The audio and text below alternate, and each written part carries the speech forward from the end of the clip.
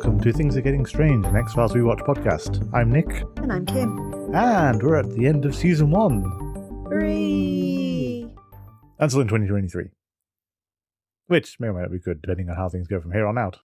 As I keep pointing out, the year that Scully becomes the head of the FBI. It's very true. Any other news this week, or are we still bereft of much? No, nobody's given me anything new to talk about, but as always, if you do have any gossip or anything you'd like me to promote on the show, be it conventions, competitions, anything to do with the X-Files fandom, just feel free to shoot me a DM on any of our social medias. You can find us on Twitter and Tumblr under GetStrange42. We're on Mastodon at GetStrange42 at universadon.com. Or we're on Facebook. You can find us by searching for Things Are Getting Strange, an X-Files Rewatch podcast. Thank you. So I suppose in the absence of anything else, we'll get to our episode, then we'll get to our personal favourite episodes and what various people on Twitter and Mastodon thought were the best episodes. Just a general wrap-up of the season so far. Yeah, good things, bad things, things we hope to improve. Okay, so the Erlenmeyer Flask was first broadcast on the 13th of May 1994, directed by R.W. Goodwin, written by Chris Carter. Guest stars include Jerry Hardin and William B. Davis, who both reprise their existing roles of Deep Throat and Cigarette Smoker Man, respectively. We've also got Lindsay Ginter, who is Crooked Man, who will recur again one more time in Red Museum in Season 2. He's also in Gattaca as the Mission Commander, who I don't remember who that is at all. He's in Beverly Hills Cop 3 as Holloway. It's been too long. He's in Star Trek Voyager. And, hilariously, in Atlas Shrugged Part 3. We've also got Anne DeSalvo, who is Dr. Anne Carpenter. She wasn't on Frasier, but she was on Cheers as Gloria Lebec, who recurred in 2 episodes. And lastly, and this is one of the weirdest ones, Ken Kramer as Dr. Terence Berube, who was in, as a dub voice at least, Ghost in the Shell Standalone Complex Second Gig Individual 11 as the Chief Cabinet Secretary. Okay, I apologise for the confusing nature of that title. If you've watched the anime, you know that's what it's called. But he'll have to show up twice more in the X-Files. He's also in 3 as Dr. Browning. But, possibly with more interest, he'll turn up in War of the Copperphages as Dr. Ivanov. Oh, of course. Yeah. That is him. So, the Erlenmeyer Flask. Dr. William Secare runs from the police and flings himself into a river. He is shot before leaping and leaves green blood in his wake. Deep Throat points Mulder to the case but refuses to elaborate on why. The car Secare was driving was owned by Dr. Terence Berube, and Mulder and Scully visit to talk to him.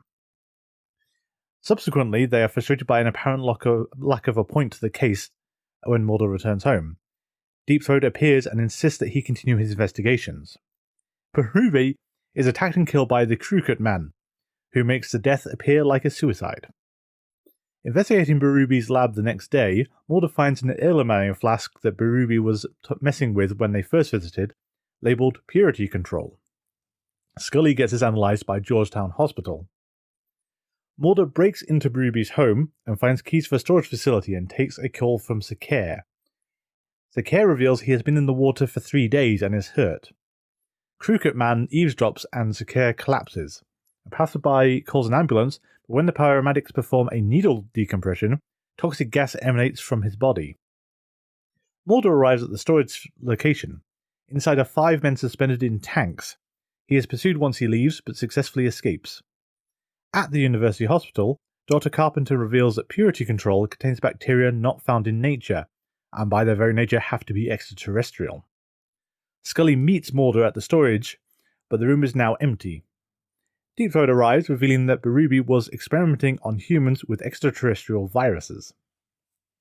Former occupants of the room began recovering from terminal illnesses thanks to the alien viruses. When ordered to destroy the bodies, Berube helps Secare escape. Scully learns that Dr. Carpenter and her entire family have been reported killed in a traffic accident. Mulder returns to Berube's home and finds Secare. Crooked Man then shoots him and Mulder is captured when exposed to the gas escaping from Secare's wounds. Deep Throat tells Scully that they can get Mulder back with a deal. he gets inside a high containment facility where Scully finds a frozen alien fetus. Deep Throat hands this to Crooked Man, who then shoots him. Mulder is dumped out the back of Crooked Man's van, while Deep Throat lies dying, telling Scully, trust no one. Weeks later, Mulder tells Scully the X-Files have been shut down. Meanwhile, Cigarette Smoking Man places the alien fetus in the same storage room as the implant from the pilot episode. And I will sort of give an apology to anyone who's not familiar with the X-Files lingo of this kind of era, in the fact that Crooked Man is literally never called that by anyone in the series. This is strictly his fandom name, but the best we've got. It's much like CSM, though. Nobody really calls the Cancer Man by his moniker at all in the series. Well, he's got a few variants to it. He does have a few variants. I have future visions of Cigarette Smoking Son of a Bitch or the Cancer Man actually being voiced, and it's sounding exactly as silly as that sounds. I've always been a fan of Cancer Man for a name just because it rolls off the tongue so easy. Yeah. A lot of his other ones feel a bit cumbersome. Cigarette Smoking Man is a bit cumbersome, but then again, that's how he was credited the first time, because that's literally all he did. So, this seems to be a pivotal episode in the whole X-Files conspiracy. It does cover a lot in just 45 minutes of runtime. Oh, yeah. I mean, I think I told you the other day, the biggest disparity I've got is Mulder gets frustrated with Deep Throat sort of saying, keep digging into this case. And on the one hand, it's the whole Mulder, I can understand the frustration, because Deep Throat usually gives them something. A document. A file. Yeah, a file. He tells them what the actual event is, what's the reason behind it. This one he just says, no, keep digging at it, it's important.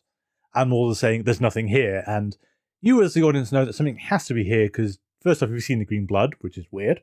On the other hand, it's a case of, this wouldn't be an X-Files episode if literally nothing happened. Yeah, true. So there's a meta sense there that there has to be something more to this.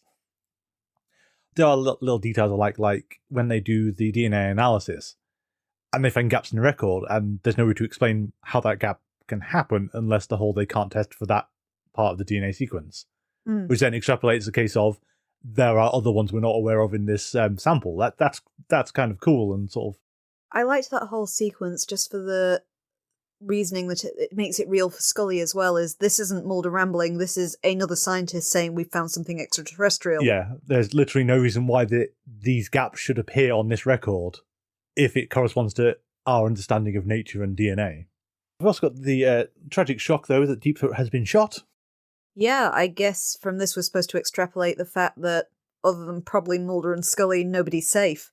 No, I mean, yeah, everyone's at risk now. One thing I did realise as well, rereading the synopsis, is, and I do remember forgetting about this as a child, is Mulder rings up Scully at the very end of the episode and says the X-Files have been shut down. And this came from Skinner. Yeah. I do remember at the time going, what, who? Having completely forgotten he was in Tombs.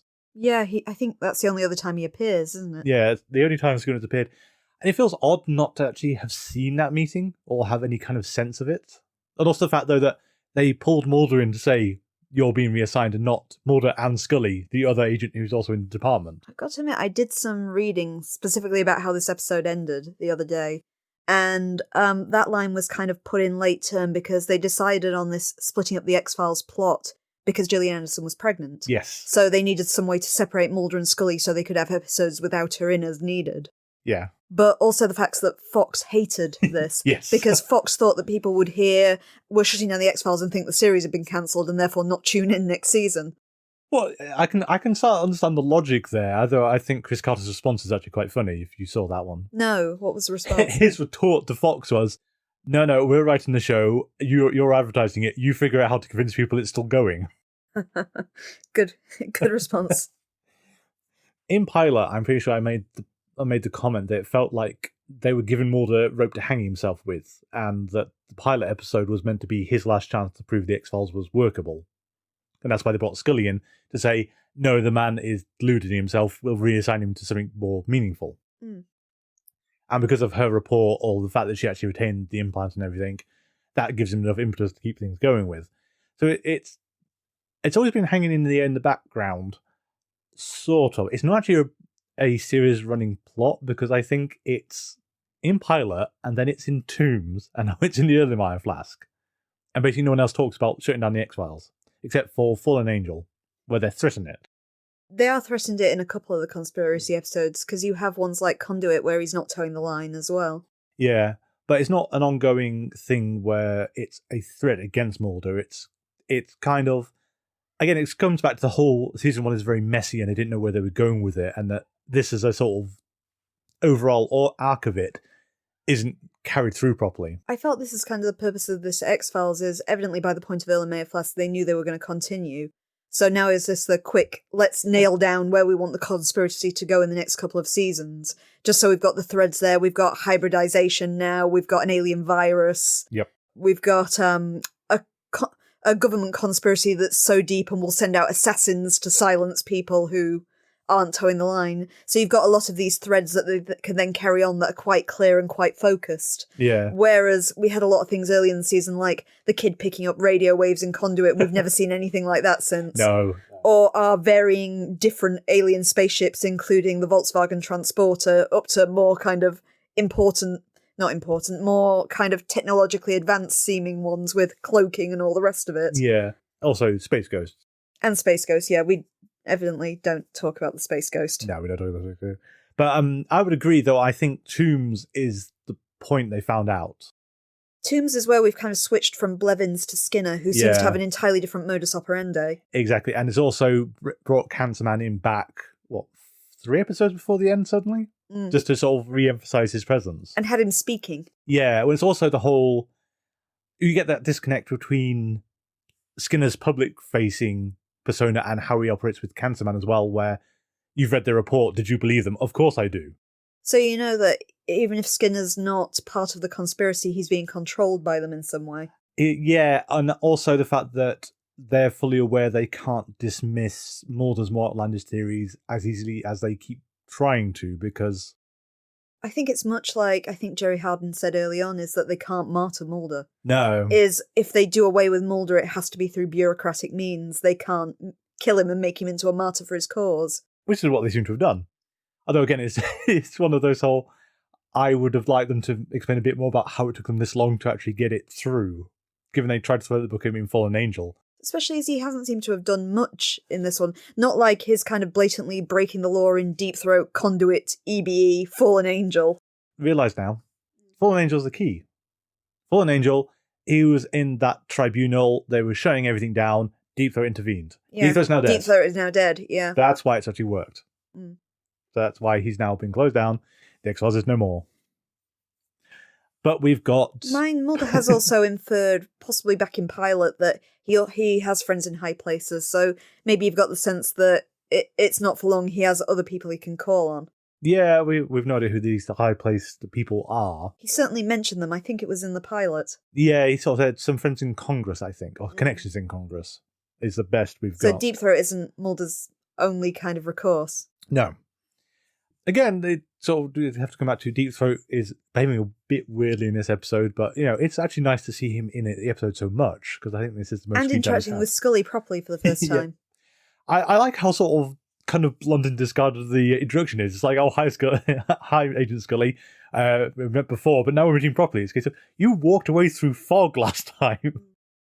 I like Scully's distrust of Deep Throat as well. The fact that Mulder's always been so trusting to him, but Scully just takes no shit. Yes, I especially liked her snapping at Mulder at the start when they are just wandering around going, like, I think, to use one of your examples, it's a Call of Cthulhu party who are just going to each location you give them, asking questions to going, oh no, let's go to the next place. I always do picture Mulder in particular. He is a investigator in a game like Dungeons and Dragons or Call of Cthulhu who keeps failing rolls. Yep. And Scully, any perception check, Scully did not see. Yes. Mulder, it turns out so far, I think this episode also has Mulder doing some really strange things. Not checking for tails at any point is a bit of a weird one. But I think it's when he goes to the storage facility and finds the bodies in tanks. Did you notice the name of the facility, interestingly? Pandora, because it's a whole thing about Pandora's box. He's opened Pandora's box now. Yes, and apparently that's the name of the actual location. Oh, it is was it meant to really? be something else. And they pulled up and the art department said, okay, what do you want it called? And he said, no, we're going to stick with that. That's too good to pass up. But Mulder goes to the storage facility, sees the bodies in tanks, thinks, oh my god, this is amazing. Calls Scully. No, wait, he runs away first from the people who were pursuing him. And then at no point thinks, it's been 12 hours since I saw that storage facility and these other people chasing me away. Everything will definitely be there when I get back. It's his excitement when he's going in and bigging up to Scully as well. It's almost comical, the whole, when you see this, you're going to believe everything, it's amazing, and then opens the door and it's empty. With not a trace that anything was ever there either. Yeah. But then Scully has seen a cryogenically frozen sample, which suddenly looks like an alien fetus, even if there are plausible explanations for that is otherwise. I think it's getting harder and harder to justify Scully, but I think you could still possibly argue the fact of we're just looking at something and thinks it looks alien when all fetuses look kind of alien. That's true. I mean, I did realise as well, the other thing that Scully could do as a skeptic is you actually have two samples and you don't have a connection between them. You've got the Erlenmeyer Flask sample, which has the 5th and 6th DNA base pairs, and you have the alien embryo. You need to do a test on the embryo to prove it's got the same thing as the Erlenmeyer Flask, otherwise you're just taking as read that one is in the other. Yeah. And that again is the thing that I think she should push back on. I think with the fetus as well, it's like she knows that there is some kind of deep cover going on as well. It just, in my head, it makes me think of, there's a Jonathan Creek episode where they switch a statue with a chocolate effigy so somebody can eat the evidence. God, yes. And that's just what I was thinking is, you don't know inside this liquid nitrogen of what you have is not just a incredible knock-up like in those fake alien autopsy videos. Yeah. That's a good point. You haven't got it out, you haven't analysed it, you've got something that looks like a fetus but could be a figure made out of chocolate or anything in there. And then we do have to question of... I actually like this whole sequence because it's actually kind of weird when she walks in. So she makes no effort to hide herself, doesn't use a fake name. As you said, yes, she uses her real name. She signed in using her real name. So someone at some point is going to say, shit, the alien embryo we've got in cryogenic storage has gone missing. Who is the last person in the room for that project? Oh, it's Dana Scully. There's a Dana Scully who works at the FBI and throw the book at her. It's not a very common name. But more than that, though, Scully, scientist, we meant to sort, and we get into the horrible phase of a scientist being a universal scientist, has taken this embryo out of cryogenic storage. Mm-hmm. She's put it in a jar of possibly formaldehyde or possibly pickle water. She may have pickled this alien embryo. And I think you've got to assume it's formaldehyde. You do. Where's she got the formaldehyde from in the first place? She's a scientist. Point. Though it's possibly interesting, though, the deal is to give them back the source of purity control back to the conspiracy. It's not clear why they can't get hold of it. We could be here all day. Because, to be fair, given the latitude that the conspiracy seems to operate under, that they just killed this other doctor in a traffic accident with her entire family, and no one thinks that's suspicious, they can't access this high-security facility and just steal it back.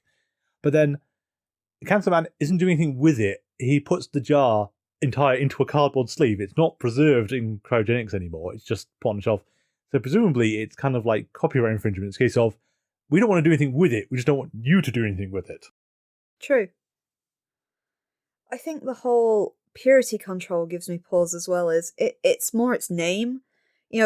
Whatever we've got is purity control is just an odd name to give to a virus. Yeah, I mean, it's got to be a control group. That's got to be what they're actually aiming for, but they're giving it a stupid additional moniker. Or it's something that controls purity, which would be more, I'd say, a cure rather than a virus itself. Yeah, I think this is someone who doesn't actually understand science or aliens or the FBI. Well, I guess on that basis as well as purity is being used for gene therapy, which is somehow turning people into these kind of hybridized human alien things, which I'm pretty sure is not how gene therapy works.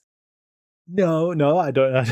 Because it specifically says they're using this to cure terminal illness. Yeah. I think it's Dr. Sikare in particular you knew had terminal brain cancer or something like that, it said in the episode. And purity has cured him, but made him super strong, able to breathe underwater, has green blood that gives off a toxic gas when it's released. Yeah, which apparently is based on a real-life event. Go on, Lennox. Well, no, I think Chris Carter actually noted that basically there's not a lot more to it than that. It's basically they did the needle decompression on this guy one time. It's a famous case of mass hysteria, if it's the one that I think you're getting at, where they did a needle decompression, people in the vicinity started getting sick. Yeah. And so that's the genesis of the X-Files bit, though. Oh, it's entirely from that. Yeah, that's based on that. Mm.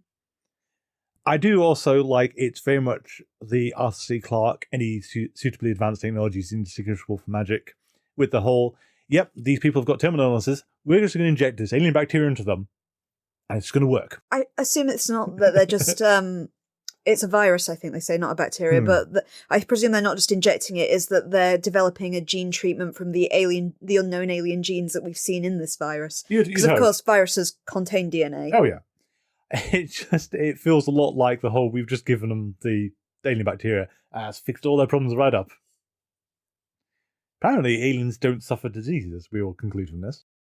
But it's the weird action of it is the fact that it's that very sci-fi idea of what the introduction of a different creature's genes would do to you. Yeah. It's like I've been bitten by a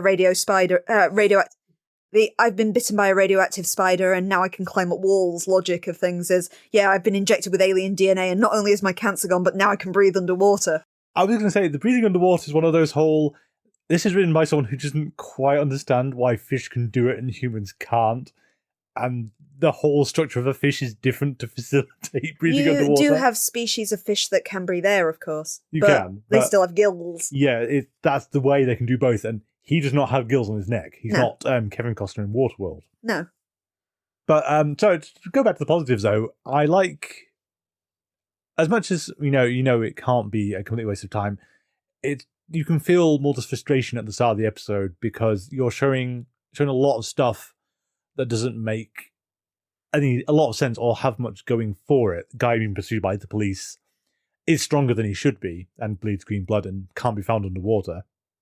There are plausible explanations for some of that, like it isn't necessarily blood left in his wake. The guy could have actually missed. He says, I know I shot him, but he could have missed.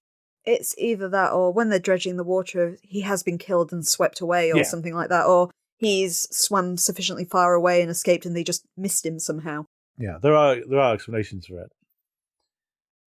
But it's a good dramatic start, even if you're sort of trying to figure out where on earth this could possibly be going, because this is, look, I think.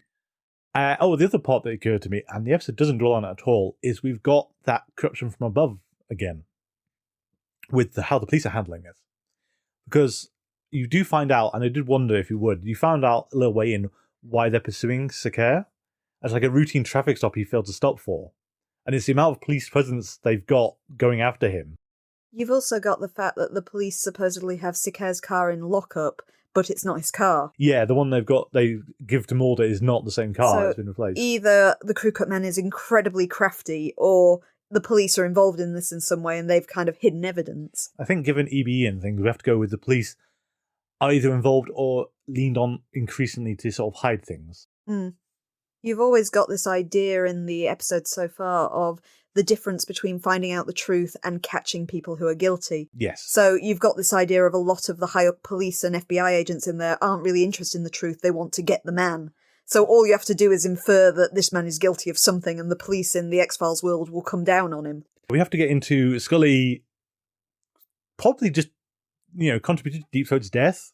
Didn't do anything. I know a gunshot like that is probably going to be severe. He was shot by a professional assassin as well, so at that range, you've got to believe that whatever crew cut man did would be fatal. True. However, we would note that at least the pop culture thing of assassination is double tap. And that was one shot. Yeah, but he's very good at his job. Well, we think he's very good at his job. Mostly he shoots one person. I would like to think if somebody in the real world had a gunshot wound, at the very, very bare minimum first aid is you put some pressure on it. Yeah. It's like... Tourniquet if you can, Yeah. No, Scully's just going to talk to him as he dies. And all you can say is the same thing that Max Phoenix said in Fallen Angel. Trust no one. Trust no one. Which also was on the end of the episode as well. Start of the episode. Yeah, the end of the credits, Yeah, the first time that the truth is out there was replaced by something else. Which is instantly where all our episode sign-offs have been coming from, and we've been using them quite liberally from across the entire spectrum. We've been saving you from some of the weirder ones. I'm going to get some of them in. And the And Still It Moves one I quite like. I'm kind of disappointed that they didn't use the universal greeting on any of them.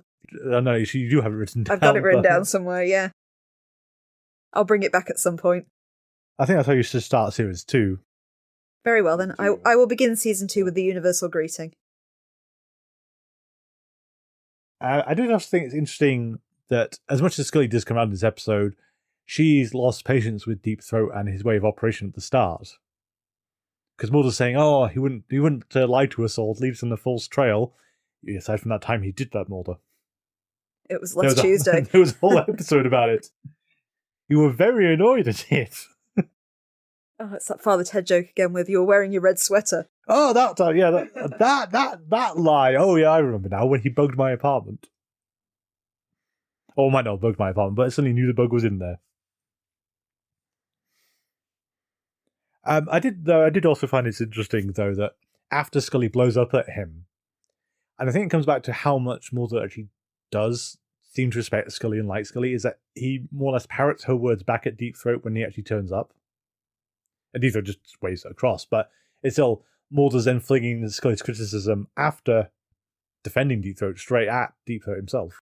We know that Mulder's passionate, and it's like he kind of has probably thought about things Scully said by this point and thought, actually, yeah, Scully's not just being obstinate, Scully has a point. Yeah. Perhaps I can't trust this mysterious informant who I don't even know his name. All I know for sure is he is someone high up in the government that control armed people in the power station, and that really should raise more questions. Mulder, this guy has to have a name and an office and people who know who he is. Given he was also worried about being photographed by tourists in... that's not Eve, was it? That was like... We're in the era before social media, though. We couldn't just go and look up Deep Throat on Facebook. Cyberstalk him like all the rest of us would. Got to question with our assassin, our crew cut man.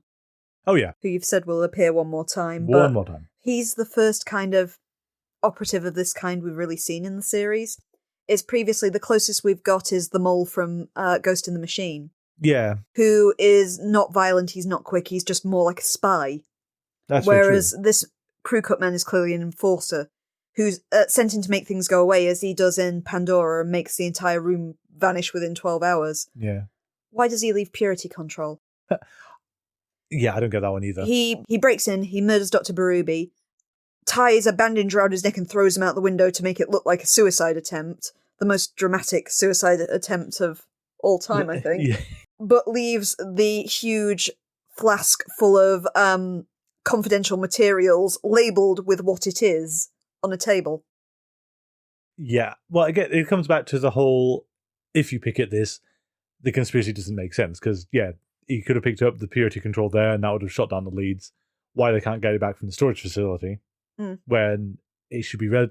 If Deep Throat can get Scully in, I don't understand how this other group can't do the same thing just to carry it back out again. We know that Deep Throat is particularly high up in whatever organisation he is, but he can't be at the top of it. Otherwise he wouldn't be afraid of people. No, and also Cigarette Smoking Man has some level of authority we don't know, given that he just hangs out in Skinner's office and Skinner will defer to him. You always have two groups there.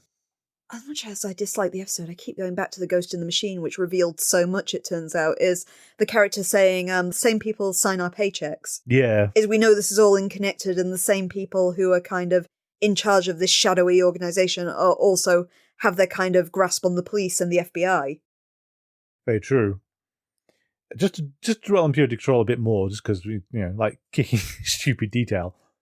You've got various problems as well, though. The fact that it's got the name printed on the base of the Erlenmeyer Flask, which is unhelpful. I must admit, I'm not sciencey. Maybe that's how you label them. Well, I suppose it might be, but I would have always said on the side so that you don't accidentally tip it out when you're sort of looking what sample you picked up. Just a thought. That's the story of how we got the alien virus in our eyes. Exactly. But more than that, though, it's still the fact that purity control happens to be the project password that no one saw fit to tell Scully when sending her into this high-stakes, high-security facility. She guesses it. She guesses it. And, yeah, she happens to be right, or at least the guy lets her through. But it turns out that top-secret research bases are also really bad at setting passwords. Absolutely. I mean, not much better than Arthur Gravel. I remember a company I used to work at once did a test of the security of their systems and discovered that something like 3 people who worked there had password for their password. And it's like, you like to think in this day and age, it's, why would you do this? Yeah, and it's one of those the most frequently used list of passwords used to be more interesting, but also stupid, but they're no longer the most frequently used passwords. I remember cyber training once that said if you were trying to hack into someone's computer, you look at what's on their desk. Yeah. Because their password's likely to be something in their line of sight. And if you were at all computer literate, it was love, sex, secret, God, money. What, just all together? No, in descending order. Those are the passwords. Ah, I see. So if you've seen the film Hackers for reference, is that the master password in that one that they use at the start of the film is God. Just 3 letters. Do computers even let you have a 3-letter password these days? Not anymore. This was 1996. Like 16 characters in hieroglyphic. Yeah, this is 1996 though. So this is when information security was a lot more primitive. Do you have anything else for this episode? Give me a second. I wrote tons of notes. Also did I, but it's one of these ones where, if, as you said, it feels like it's mostly setting things up for future and how much of it we can actually draw on back to the previous points we've had. Given this doesn't seem to connect back to conduits, it doesn't seem to connect. It might connect to EBE, not so much Fallen Angel. Definitely not space. Most of my notes are reminding me about how DNA worked based on my kind of A-level grasp of human biology. Not like that, it turns out. Pickle Alien. Yep, that's about... Let me just turn over to my other notes. And you mocked me for saying Pickled Alien. It is a Pickle Alien. Yeah. Okay, so actually one more thing I thought is of possible note is we've got a debatable point about what happened at Roswell. Because Deep Throat just says, when Mulder speculates that the fetus might have come from Roswell, Deep Throat just retorts that Roswell was just a smokescreen. So what that means for the events of Roswell, given Mulder has the photo of the ship prior to crash. I did point out to you when we watched the episode that a smokescreen doesn't mean it didn't happen. No, that's true. It just means it's insignificant. Yeah. But it's still, this case of what happened at Roswell has never been elaborated on since Deep Throat. Yeah, but I'm still going on the basis of it could very well be a crash at Roswell, but that's that whole thing where if you give people a bit of the truth, they stop looking. That's true. So, that's kind of... Because people are so fixated on Roswell, which was insignificant, there's nothing to find there. They're ignoring all these other kind of more significant crashes, like the one in Fallen Angel. True. Well, we will see as we go forward. So, do you want to do Kim's Conspiracy Corner first, and then we will get on to our series wrap-up? I suppose I should. Should we get Conspiracy Corner out of the way then? I haven't done one for ages. You haven't. So, it's time for Kim's Conspiracy Corner. Okay. Erlenmeyer Flask gives us a lot to go on, but doesn't really build that much on what we've had so far. We haven't seen kind of any physical crafts or technology really in this episode. It's more alien biology that we're looking into. So, the only thing that we've got really carrying on from previous episodes is right at the very tail end, we once again see the Cancer Men using the same storage room in the Pentagon. Whether we'll ever see any more of this, or whether it's just our tantalising Ark of the Covenant so what's going on is beyond us, but the Pickle Alien in the jar is stored, presumably in a similar place to where all of the nasal implants from Pilot also were. To get into new things we've discovered, we know that there was at least a government process to map alien DNA, just kind of vaguely disguised as and off the back of the real-life Human Genome Project. The episode introduces a sample which is given the name of Purity Control.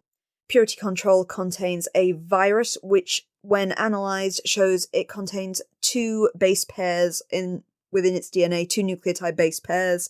These are not seen anywhere on Earth, and so the scientist in the episode speculates that it must be extraterrestrial in origin, so we therefore assume it is an alien virus. The research project is using this in gene therapy. This gene therapy is proven to be able to cure certain terminal illnesses, including cancer. However, it turns the people that are treated with it into some kind of alien-human hybrid. These hybrids possess increased strength, they can breathe underwater, and also, when injured, they bleed green blood that also emits a gas that is toxic to humans. We also see that when this kind of sinister organisation, which still has only really been inferred to, that Deep Throat is a part of within the government, wants something to disappear, it's not always in quite the kind of subtle way that we've seen it in previous episodes, like in Ghost in the Machine. They don't just disappear people. They also have assassins at their disposal who are very quick to kill off anyone who knows things that they shouldn't know, and will go as far to make it look like an accident. In the course of the episode, we had Dr. Berubie's suicide, and also the scientist who analysed the DNA sample for Scully, whose entire family had a sudden tragic car accident. The episode also shows that nobody is safe even within this organisation. Deep Throat is evidently revealed at the end of the episode because he too is assassinated. Finally, we get our first proper glimpse of an alien life form, bearing Space Ghost and the invisible alien in Fallen Angel as our previous two examples. And the Kindred. And the Kindred, I suppose, but they look entirely human. But given that we've now had alien-human hybrids... True. But the Kindred aren't hybrids, they are an alien race, as far as we know. But this alien is the classic grey alien that we would see. As far as we can tell, all we see is an embryo, which, again, I would still argue could have been faked or could have just been a kind of maybe malformed human embryo, for all we know. But to all extents and purposes, it does look like this kind of shadow government do have some kind of alien biological matter. Thank you. So we will see where we go next with the red thread. I mean, unfortunately, it's just more things to observe this time. There's not really anything to connect, but these are clearly going to be our threads going forward, I think. Yeah, this is along with Tombs. This is setting up season 2 and what we're going to start getting into. Viruses, hybrids, aliens. Yep, aliens. Do the hand gesture. Aliens. Trust me, we're doing it. And of course, how much we're going to learn about this kind of agency that Deep Throat and several assassins and spies in this series have belonged to so far. Yes. Okay, so we'll do a series wrap up before we do the episodes, the polls. Yeah, okay. So as I think I keep saying all the way through, unfortunately, it's a really uneven season. We've got some really good highs and some real terrible lows. I feel it started to pull itself together in the second half of the season. Though it still kind of derailed itself a few times even then. Yeah, but I feel that it took us a long time for us to kind of, particularly with the ongoing conspiracy, figure out what we wanted to do with it. Yeah, it's very much a case of throw some alien type thing at the wall and then move on. And now they might be a bit stuck with some of the weird things they've thrown in. Yeah, and enticing plot threads like, again, I keep coming back to that kid who could pick up radio waves in Conduit. It's like, yeah, that's interesting. We've got psychic aliens on the cards, maybe, and then we've never come back to it again. We've still got that weird inconsistency, though, where the kid has been in the presence of aliens, has picked up these weird powers, and Mulder doesn't get them. Or anyone else, apparently. Or anyone else, yeah. Like all the kids in Pilot. Yeah, it's just Mulder. Well, sorry, no, just, I forgot his name, actually. The implants, too. We've never really come back to the aliens controlling people in the way they did in the pilot. No, I mean, there was a suggestion of an implant in Fallen Angel with Max. At least the scarring would give you the thought. Not the same, though. The pilot implant was in the nasal cavity. Yeah. It is a different implant. And Max's is kind of behind his ear, I seem to remember. Yeah, which would be really awkward, though, because I think the leg of his glasses was constantly rubbing against it. Well, you've also got the fact that I'm sure Max was probably got by the Volkswagen Transporter aliens. No. They had the stealth one. Yeah, but his implant is giving him horrible kind of psychological problems. That's true. Which you don't see with the kids in Pilot either. I mean, they've got the better surgeons in the pilot craft. But Billy Miles has been put into a vegetative state, so not great. And also his girlfriend stopped being able to walk. In the book, the Billy Miles is caused by a car accident or something like that, though. It's not actually a fault of the implant. That's not in the pilot, so not in the televised version. But yeah, I think one of the other ones with then Deep Throat is introduced as a warning at first. I mean, turning him into an informant is actually not implied by the first time he showed up. He's a warning, then he's an informant, and then he's an unreliable informant. Yeah, and then he's totally on the level again, up to his death. But it's odd that he comes in with a alien technology plotline, and then spend every other appearance has got nothing to do with aliens. Oh, except for and Fallen Angel. Ignore that one. Yeah, but I'd say it's 50-50. Yeah, because you also have like Eve and Ghost in the Machine in there as well. And Young at Heart. Yes. So, yeah, Deep Throat we would have thought would be a source for alien knowledge. Nope, whatever the conspiracy the government's up to this week, he's right there in with it. I also feel with the Monster of the Week episodes, you've got some consistency there because we can't decide how far outside the box we want to go at times. No, given we've gone to the extremes of ghosts already. You've got really familiar things like poltergeists, possession, werewolves. Technically, I'm going to keep saying it, The Tombs is a vampire story. Yeah, I think, it's the whole... If you did take Tombs as a vampire story, that's the kind of imaginative redo of a vampire story I wish Shapes had been. However, on the other side, you've got some things that are a bit more unique, like Roland is a possession story with a twist. Yep. Eve with the kind of story that doesn't go anywhere near the way you think it's going to, because it starts off feeling like it's going to be aliens or vampires and goes down completely a different route. Darkness Falls, of course. Darkness Falls is quite inspired with the bugs, so Ice as their take on the Thing. Yep. So you have some good ones, and then on the flip side, you have Jersey Devil. Yeah. And Ghost in the Machine. Though that's kind of a conspiracy episode, but still Monster of the Week, technically, I think. And we have also what I'm going to lovingly call the Batched episodes, which would be Fire and Space, being the episodes that stop making any degree of sense. I'll throw Genderbender in there as well. Yeah, I'll give you Genderbender as well. I've got to admit, I didn't remember Genderbender being as fun as it was. It's a thoroughly enjoyable but thoroughly daft episode. Yeah, in terms of critical appreciation, they're all dreadful. In terms of actual entertainment fodder, though, they're just great nonsense episodes of the first season. Yeah, don't go calling Fire terrible, you traitor. I said, in terms of critical, I said it's great fun though, and you can't fight fire with fire. Exactly, and you've got still got the strongest Scully evidence you're ever going to get so far. We haven't had anything that's quite surpassed how jealous Scully was getting so fast in that episode. How catty Scully is in that episode, it's brilliant. And just this sheer level of ineptitude with the whole, let's get Mulder to fight this fire in the bedroom. Isn't he afraid of fire? He'll be fine. And he just overcomes it in the corridor, and it's fine. And it's never been mentioned since. You've got some nice development through the season as well, which again was a bit rocky. Yes. As I've said before, I don't think we got the hang of Scully very fast. No. In particular.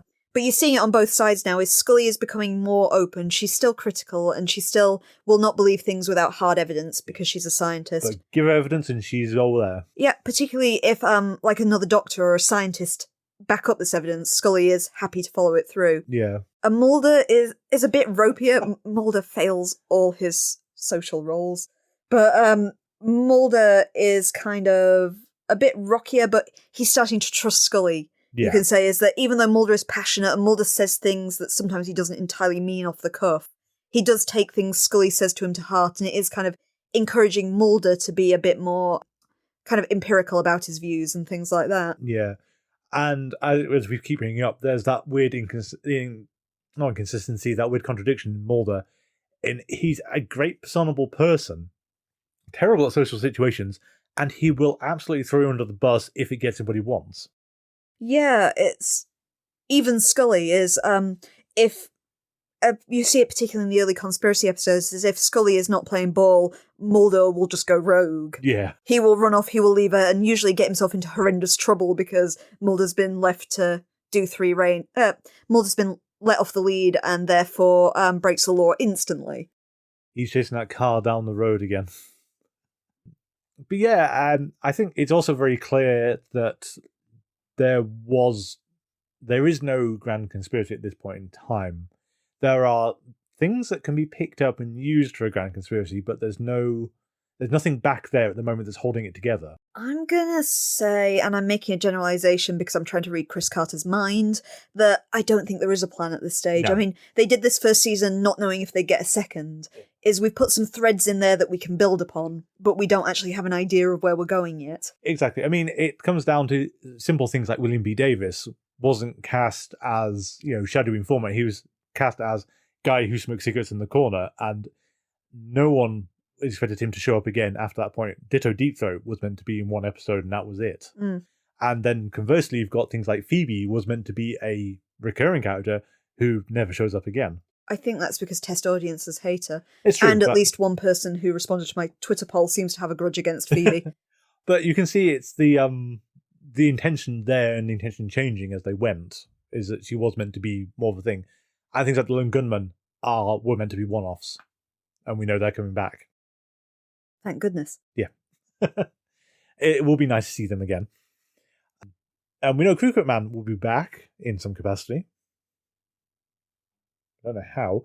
And we also know that the X-Files has a habit of reusing guest stars in such a way that mostly you don't notice. I mean, I think we've watched the series how many times, and I picked up on a few people recurring, and especially the guy who later to be called Detective Manners is in at least 2 episodes, then turns out he's in 5. You've got Mulder has a ally later called Chuck, and we've seen Chuck once so far, and I'm pretty sure he shows up a couple of other times before he becomes Chuck as different characters. I think it's worse than that, because I think he shows up as Chuck, and then I think he shows up as someone else. And then they bring Chuck back. And then they bring back as Chuck, yeah. So because Chuck's in at least maybe half a dozen episodes by himself, but he was also the guy that died at the start of Jersey Devil. Yeah. And I can remember at least one other episode he appears in where he's not Chuck. A lot of the X-Files guest stars turn out to be on Frasier. Not all of them, but a surprising chunk of them have been on Frasier. Probably a safe bet with American things. You've got, at some point, you're going to be on Frasier, Cheers, Seinfeld, Star Trek. One of the Star Treks, if possible, you get to be on all of them. Because a few of them... It's probably easier to recast in Star Trek when you're under 6 inches of prosthetics. Yeah. And also, you're the guest admiral for the week. You're not going to notice that you were Romulan 3 weeks ago. Yeah. Anything else about the season? Or should we get to our ranking? Is there anything else you want to note? Well, you can't really do predictions of what's to come when you've already seen it. I know, that's the difficult part. I mean, based on... if you wanted to conjecture, though, from the last episode, at least, you would say that it's things like the aliens are going to be more of a factor going forward. Yeah, conjecture just off the Erlenmeyer Flask, it would be a case of this alien-human DNA mixing is going to be a factor. Cigarette Smoking Man is going to keep on appearing and have something to do with what's going on. Mulder's cast adrift without his informant. You've got 2 strings in the bow now, really, with Erlenmeyer Flask, is that we've had the previous focus of the conspiracy episodes has all been on technology and how the military can kind of co-opt alien spacecraft into the things. And now we've got a kind of genetic level. We've got the concept of viruses and hybridization and things like that. Yes, and also it's in the wild, because there was that comment from Deep Throat about how these kids going for their booster shots were given purity control, and no one was told their parents. And at the end of that story would be interesting. We don't get it. It's like, what happened? Yeah, that's true. Or where this is going to be picked up later. Where are these kids that have purity control in their blood, and how is it going to affect them? And why are we doing this? And I think this comes back to the whole, there's no cohesion here and no one was thinking ahead, because surely you could then say that was the Eve Project. Yeah, I suppose you could have tied it back to Eve. Some of those kids went on to be the Adam Project. Or it's a thread you want later is, why have we infected all these kids with, well, one side it's gene therapy, the other side we've affected them with an alien virus. What is our end game?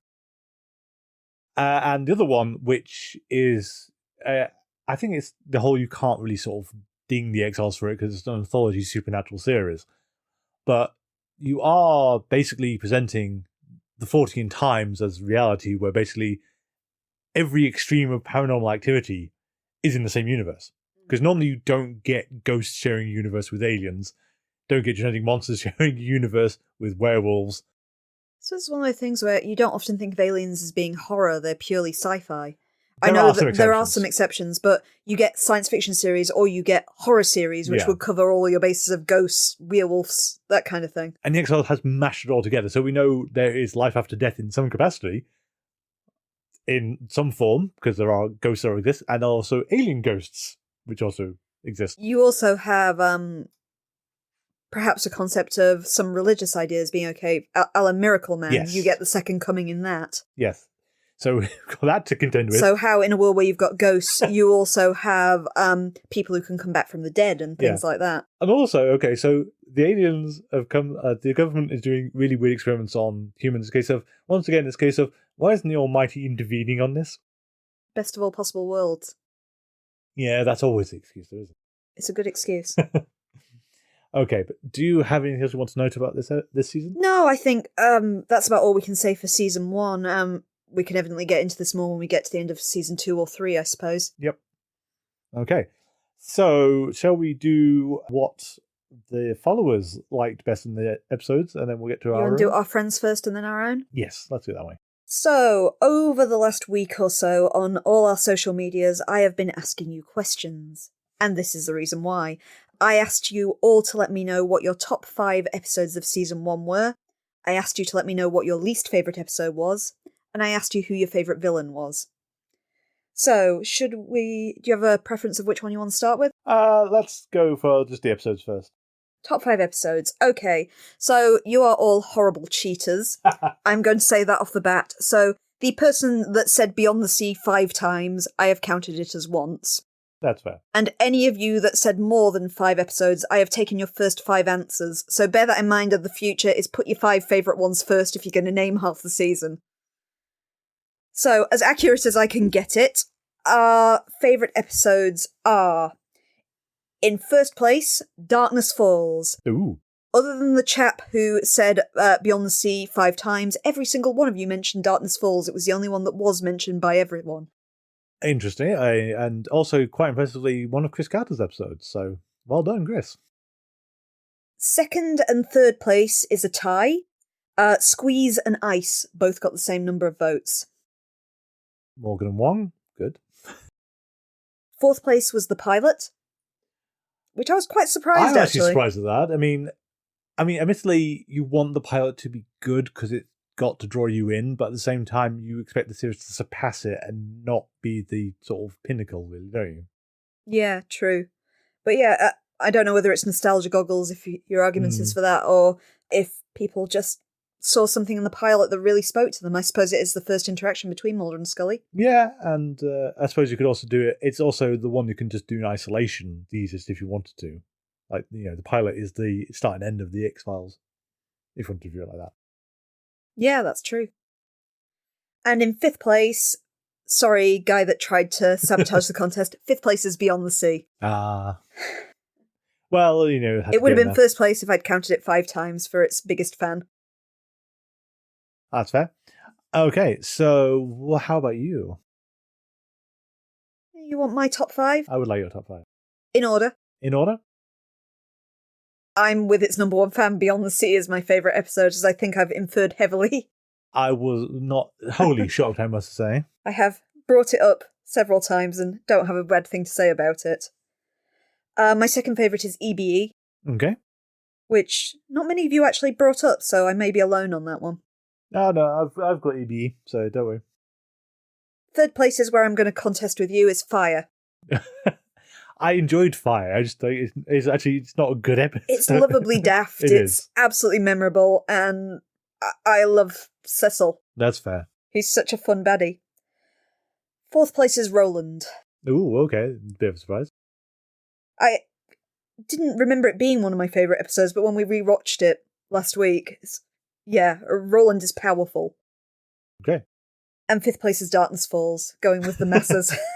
Yeah, had to come back in, didn't it? Okay. Your 5 now, then. My 5. Well, so I've also put Beyond the Sea at number 1. Ah, I'm not alone. You're not alone. Number 2, I've actually gone for Squeeze. Okay, yeah. Given it's the whole, this is you understanding that the X-Files isn't going to just be straight alien stuff all the way down. It's also still the scariest episode, as far as I'm aware. Roland. Scariest in terms of usual horror. Roland's the kind of the creeping... existential horror. Yes. Tombs is more of a sort of immediate visceral horror, isn't it? Yeah, I suppose you're more at threat from Eugene than you are from anyone else.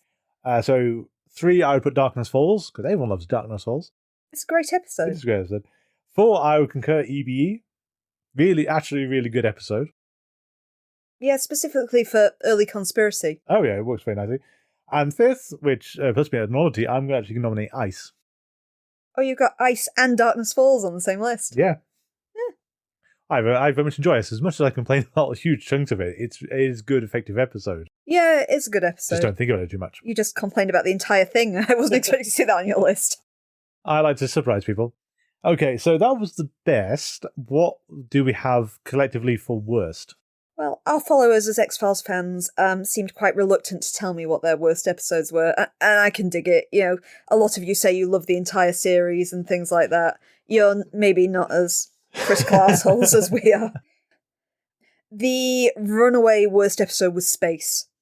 That was the only one that came up multiple times in the list, was Space. The other ones that people cited for the worst episodes was one person was very much against fire purely for Phoebe, as we mentioned earlier. Did not like Phoebe at all. Are there a Scully shipper? That's the question. Shapes also showed up. It is a pretty generic episode. I wouldn't say it's one of my least favourite. It's one of those, it's competent, not It's just not noticeable. groundbreaking. Yeah. And Born Again, which somebody coined on Twitter, should be actually called Boring Again. Oh, very droll. Okay, what do you have as your worst episode? I have two. Technically, I've got three, but Oh, I can think of three, but the third one I will say now is I love it, but it's Space. I would agree with you. It's a dreadful episode, but it's hilarious. Yeah. We had so much fun picking holes in space that I can't hate it. It's so daft. NASA often goes to the FBI to help them with their problems.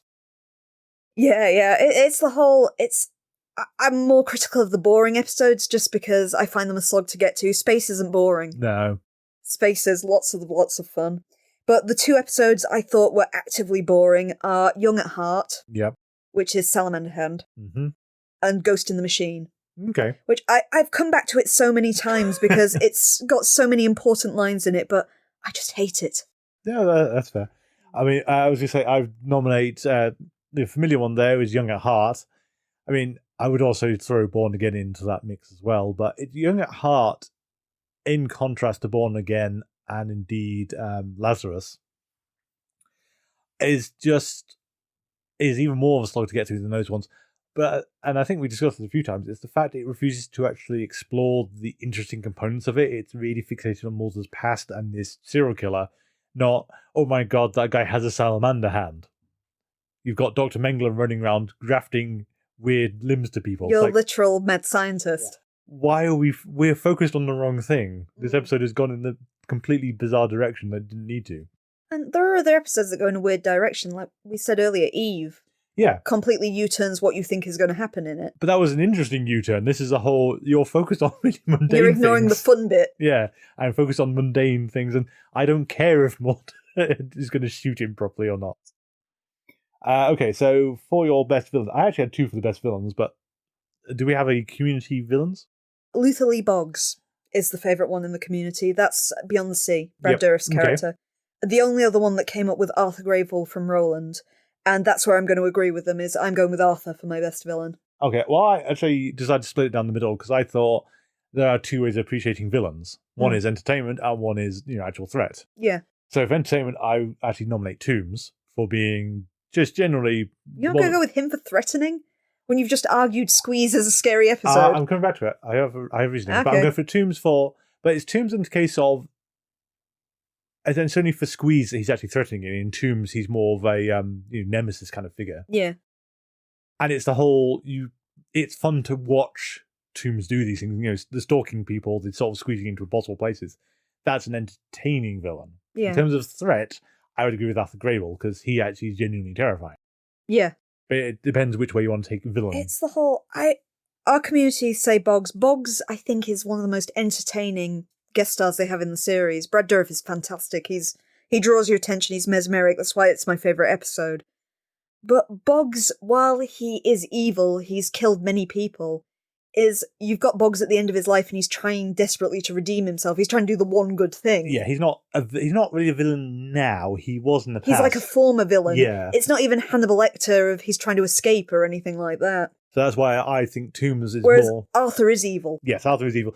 Also, Arthur's died and he's still going. And he just views his kind of mentally disabled brother as a tool, basically. Yes. He just thinks of his brother in such low terms that he's just an object. He's kind of a spare part. Yeah. It's absolutely horrible. But I did also note Toombs down. Toombs is fun. Yeah. I mean, I'm sure later on we're going to have slightly more, possibly even have to divide it down again of which one was fun to watch, which one that actually gives you the heebie-jeebies. I think that in the next couple of seasons we have more varied Monster of the Week episodes coming up as well, so we might have a kind of more varied pool of villains to draw from as well. I mean, I find it notable that no one has nominated the werewolves or Salamander Hand, or the bank robber from Lazarus, or you could make a case for Charlie Morris, given Guy is absolutely psychotic, but any of the Eves, who I think the whole problem I've got there is she's close to being actually kind of entertaining, but I actually want to be more like BB from Frasier, and then she'd actually get into the entertaining villain category. The self-serving villain. Like, there's no reason why she can't cross over into Frasier. That is one of the Eves she's grown up. It's about to keep just about enough of a hold on herself to run as a Frasier's agent. Make it happen. So yeah, that's what we thought versus what our community thought. We agreed on some things and we disagreed on others. Indeed. And thank you all for listening as always. If you'd like to email us, our email address is thingsaregettingstrange42@gmail.com. You can find us on Twitter and Tumblr under GetStrange42. We're on Mastodon at GetStrange42 at Universadon.com. And we're on Facebook. You just have to search for Things Are Getting Strange and X-Files Rewatch Podcast. We are the only one. Our theme music is Envisioned by Kevin MacLeod, which you can find on incompetech.com.